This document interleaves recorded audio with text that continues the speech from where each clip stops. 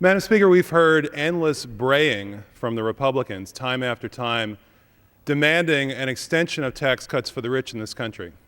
They tell us that extending the tax cuts for the rich will somehow create jobs.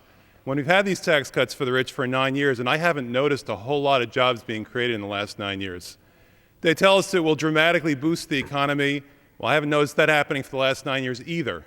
So you really have to wonder why it is that they persist in this mania, this obsession of theirs, that we need to have more tax cuts for the rich when the economy is flat on its back and unemployment is almost 10%. I think I have the answer. The answer turns out to be very simple. They want a tax cut for the rich because they want a tax cut for themselves. What do I mean by that? Well, let's take a look at the people who are really in charge, the ones who actually run the Republican Party. Let's start with this gentleman here.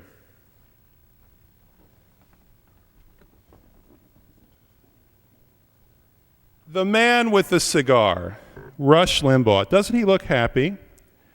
According to Newsweek, he makes $58.7 million a year, and extending the Bush tax cuts for the rich will mean that he'll have another $2.7 million.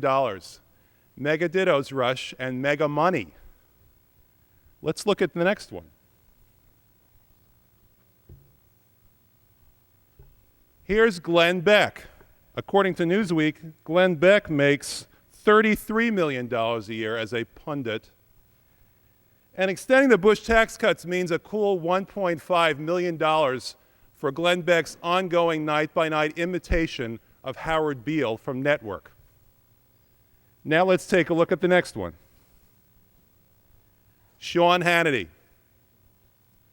Newsweek says that Sean Hannity, this man of the people, makes $22 million a year from his act on Fox.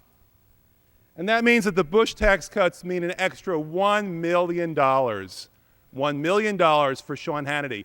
Maybe he can go now and afford some anger management classes. Let's take a look at the next one.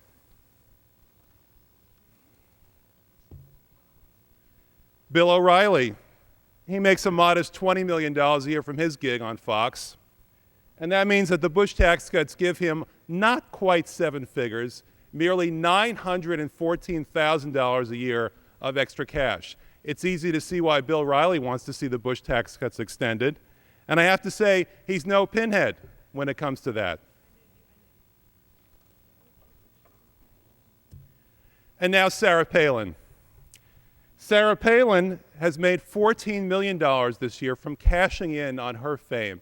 In fact, she has done a better job of turning fame into cash than anyone in American history. $14 million. So she wants the Bush tax cuts extended so that she can make an extra cool $638,000. As she would gesture. And now on to Newt Gingrich, the man who did such a great job in running America back in the 90s that he wants a second chance in this decade. Newt, if you do to us now what you did to us then, we're going to be in big trouble. But Newt Gingrich makes $5 million a year from his punditry, which means that he'll get an extra $250,000 a year. An extra $250,000 a year from the Bush tax cuts being extended. And now let's go on to the big cheese. George W. Bush himself. The man who got us into two endless wars, the man who brought us to the brink of national bankruptcy, the man who gave us $4 a gallon gasoline. George W. Bush makes a cool $4.2 million a year, according to Newsweek. That means that extending the Bush tax cuts for George Bush means an extra $187,000 in his pocket every single year. I have a better idea.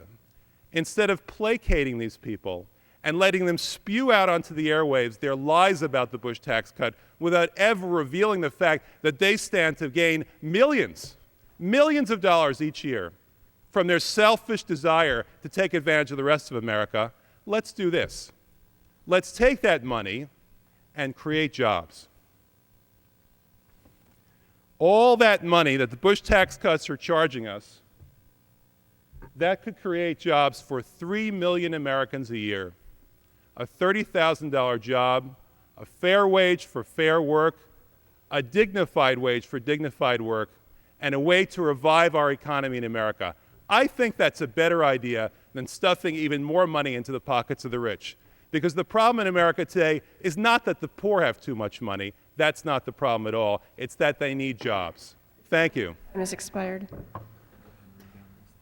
That's you right there. That's you right there. I've got some testimony. I've got an amen corner right here.